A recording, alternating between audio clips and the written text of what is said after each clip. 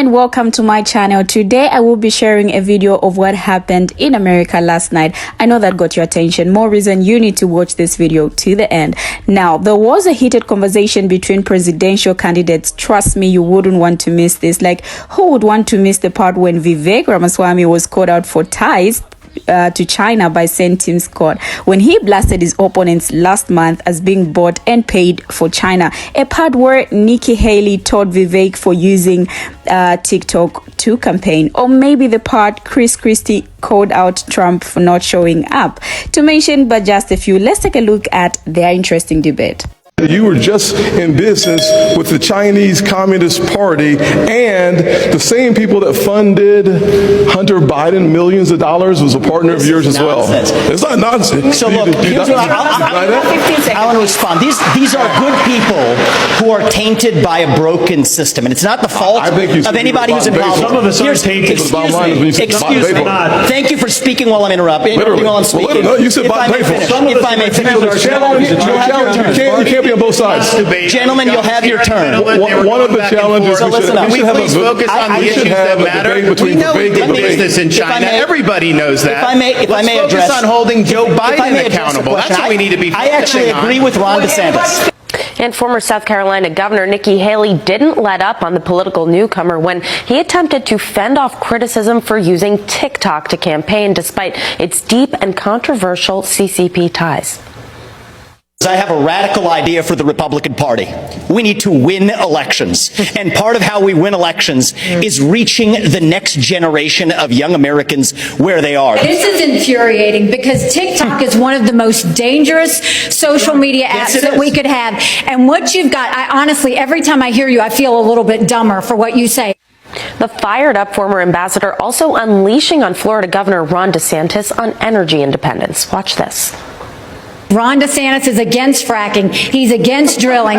He's been against. You did it. Governor DeSantis. Governor DeSantis is the only answer to that because it's ridiculous. This question is for you. Our voters enacted a constitutional amendment that doesn't allow. No, it's not true. You banned it before they voted, and not only that, fracking wasn't. They didn't vote on fracking. She's just totally wrong.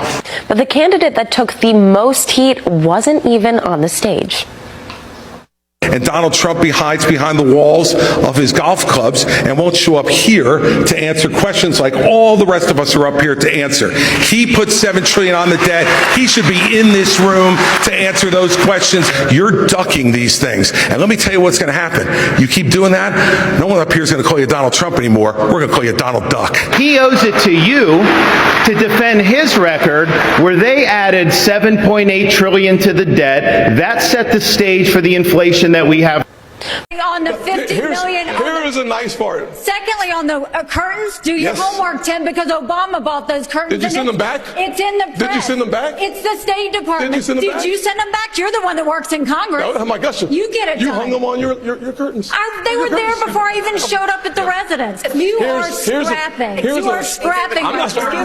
You know Here's a fact. Here's a fact, though. I cut taxes. I loaded up our You wanted a gas tax increase, and then you wanted Former President Trump was more than 2,000 miles away rallying with auto workers in battleground Michigan.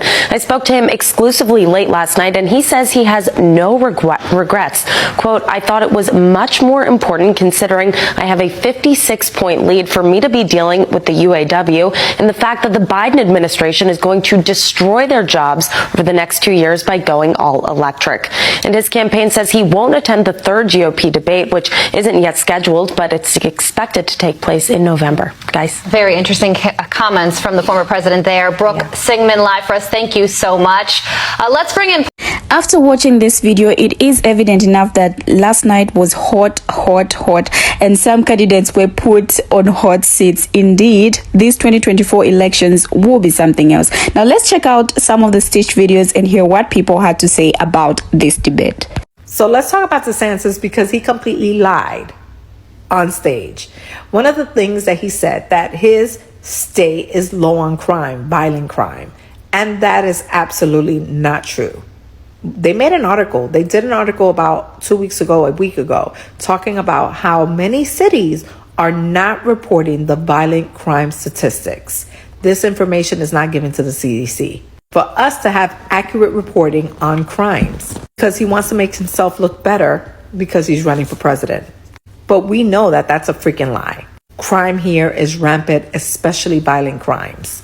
And I guess another reason he doesn't want to show it is just because anyone can purchase a gun here in the state of Florida. Second, he talked about that, people come here for education, whatever it is, that we're number one. We're not number one. In fact, we probably not even the top 20, okay? The first two freaking best educated states happen to be all blue states. Number 3, he got big mad when that question again came up about slavery and the verbiage being changed. And the way that he responded to the reporter, to the person who was moderating, was a clear example that he did not appreciate that question. Now, mind you, last week, that question was asked from a black constituent in which he got mad. And he was like, no, that's just the narrative you guys are trying to create. And he threw that black constituent out. He didn't want to answer that question. And that was the same case. If you look at it, he didn't want to answer it again. He talked about fentanyl and being strong and having the military, the National Guard, whatever. He really did not have a platform if it didn't involve border, Mexico, and fentanyl and China. He, I believe, brought his own posse with him to cheer him on. Because there ain't no way. He wasn't saying much. And he lied the whole time. So that's my 2 cents on it. All right, America, who won the Republican debate tonight? I'm just going to go on and jump out in front of it here and say Donald Trump won without even having to show up. But one of the funnier parts was fat boy, Chris Christie, calling Donald Trump Donald Duck. But I mean, he just ended his career right there. Rest in peace, MAGA 2024. The campaign, all of it, ended right there on the stage in the debate tonight. The second best thing was Vivek and Nikki Haley arguing about TikTok. If I'm Vivek, she's over there crying, I'm coming undone, full Walmart barbecue Karen about TikTok. I'd have just looked at her and said, hey, bitch. Okay, boomer. Okay, boomer.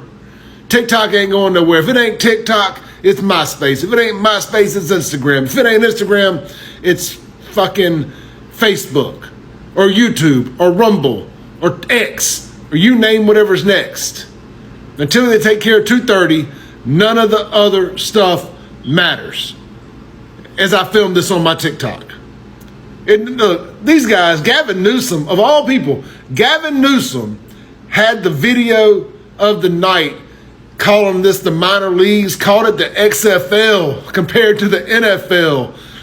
Said that they were all just fighting for, at best, to be the vice president. And I can tell you what, Gavin Newsom may have had the hottest take of the night. Let's talk about it tomorrow morning on my radio show, 103.9 FM WYAB, The Clay Edwards Show, right here in Central Mississippi. You can stream it worldwide at WYAB.com or download the podcast every morning by 10 a.m. Central Standard Time. Search Clay Edwards Show wherever you download podcasts, stream music, listen to audiobooks, watch videos such as YouTube, Rumble, X, and more. Or you can always go to ClayEdwardsShow.com. Peace. Hey, it's Donnie. Bitch fight. They're arguing about the wallpaper and curtains. What could be so important? He's so cute, Mr. Picture of Health. Oh, look, it's the vice president. He's thinking about what he's going to wear to church. Oh my God, I love a seaman. It's Mr. Desantis. Oh, look, it's Trump's mini-me. Woo! Who's that guy? Doug or something? And look, he's with his daughter. Oh, wait a minute, that's his wife. Now, all these candidates are running for president in 2024, but most of them are laboring under the shadow of the same 2 men who faced off in 2020, President Biden and former President Donald Trump. Now, after having watched these teachers, I would like us to go through some of the comments and see what people think about last night's presidential debate. The first comment reads, the gloves came off. They all said the same thing. Laugh out loud. Now, this one commented on what Vivek was called out for, and it reads, "I knew there was something about him. He has ties to the corrupt big pharma. If this guy is president, healthcare and medicine will skyrocket. Rating have to be super low for this. Everyone is still going to vote for Trump 2024. Now, this one says, Mike Pence's experience equals to supporting Trump. Not a good example of leadership. The ganging on Vivek is the best thing ever. Even though I don't support Vivek, he definitely got the upper hand because everybody else seemed so threatened by him. I can't wait to see the Democratic debate. This was absolutely chaos. I wonder if that will be a pattern. They better stop remarketing each other and strategize to win the election, else you all would be stuck with Biden. The fact that some of them waited for the applause before raising their hand just shows that their values change based on what's popular. What's the point of debating if all of them still support Trump being the candidate? I realize it's the GOP debate, but describing your opponent as being like a two-term president is an unusual technique. I do feel like Chris Christie runs for president every 4 years to roast people in his own party. As a Democrat, I'm here for it. There is literally no reason for personal attacks. Chris Christie was extremely condescending the entire debate. No reason for him to even be there. I've concluded that I cannot vote in the next election. The entire GOP candidates and Biden are not it. Chris Christie and Haley were the only Republicans that sounded halfway decent in the debate. Is it just me or everyone is just copying how Trump acts to attempt to attract his fan base? The Republican Party is broken and they are so desperate. They want to limit and take away voting rights.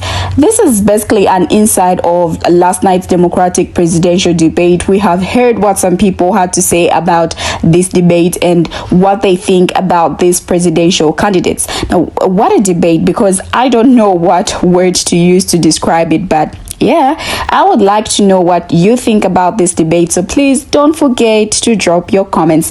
Thank you for watching and see you in my next video.